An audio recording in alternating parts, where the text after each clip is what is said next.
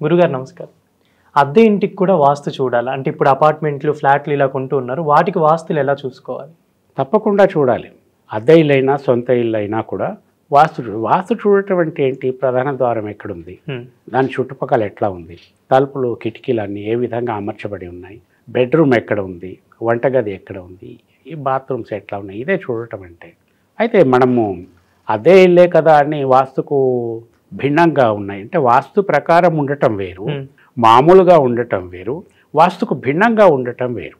వాస్తుకు భిన్నంగా అంటే ఏది ఎక్కడ ఉండకూడదు అక్కడే ఉండటం, మామూలుగా అంటే ఆ భిన్నంగా కాకుండా ఒక మోస్తరుగా ఉండటం.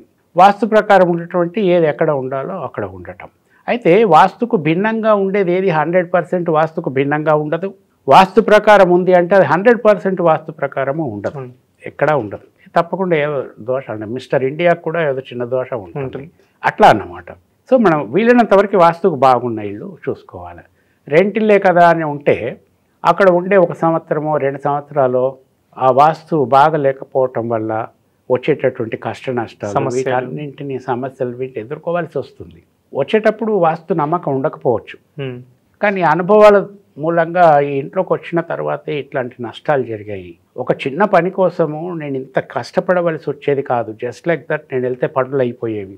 ఈ ఇంట్లోకి వచ్చిన తర్వాత ల్యాగ్ అవుతున్నాయి వర్క్స్, చాలా ఆటంకాలు వస్తున్నాయి అన్న ఫీలింగ్ వస్తుంది నిజంగా. అక్కడ బాగా లేకపోతే 1 year 2 years ఒక 6 months వీటిని కేర్ చేయరు, చేతిలో అప్పటికి వచ్చేసరికి డబ్బులు ఉంటే ఆ డబ్బులు ఎట్లెట్లా అయిపోతూ ఉంటే అట్లట్లా వాస్తు గురించి ఆలోచన మొదలవుతుంది ఎవరికైనా. అందులో తప్పేం లేదు. ఇక అంటే రెసిస్టెన్స్ ఉంటుంది, ఒకటి రెసిస్టెన్స్ అనేది. మన దగ్గర రెసిస్టెన్స్ తగ్గిపోతూ ఉంటే ఇక రకరకాల డౌట్లు వస్తూ ఉంటాయి. ఇంట్లో వాళ్ళు కూడా చెప్తారు ఇక్కడికి వచ్చాక అట్లా అయింది ఇట్లా అయింది ఇవన్నీ. సో ఒక 2 years తర్వాత అతడు ఒక కంక్లూజన్కి వస్తాడు, ఇంట్లోకి వచ్చాకే బాగలేదు కాబట్టి ఇల్లు మారిపోదాం, మన ఇల్లు కాదు, సొంత ఇల్లు కాదు, అద్దెకు వచ్చాం, ఎక్కడికైనా పోవచ్చు మన ఇష్టం.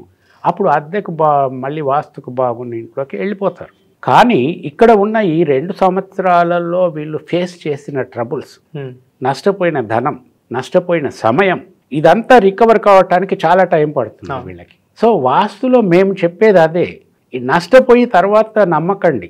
మా అనుభవాలతో కొన్ని కంక్లూజన్స్కి వచ్చేసాం, మా అనుభవాలు చెప్తున్నాం, మీరు వీటిని తీసుకొని మీరు ప్రొసీడ్ అవ్వండి. మీ అనుభవాల మీద మీరు పోవాలంటే మీరు కూడా సమయాన్ని ధనాన్ని వృధా చేసుకొని అప్పుడు వెళ్తారు, కానీ ఇది రికవర్ అవ్వటానికి చాలా టైం పడుతుంది. దిస్ ఇస్ వాట్ వి సే.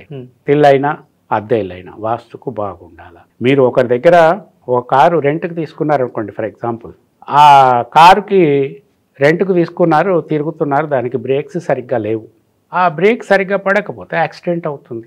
అది సొంత కారు అయినా అద్దె కారు అయినా సరిగ్గా లేకపోతే జరిగే నష్టం జరిగిపోతుంది. అందుకని సొంత ఇల్లు అయినా అద్దె ఇల్లు అయినా అంతే. So you are driving it, బాధ్యత నీదే అప్పుడంతా.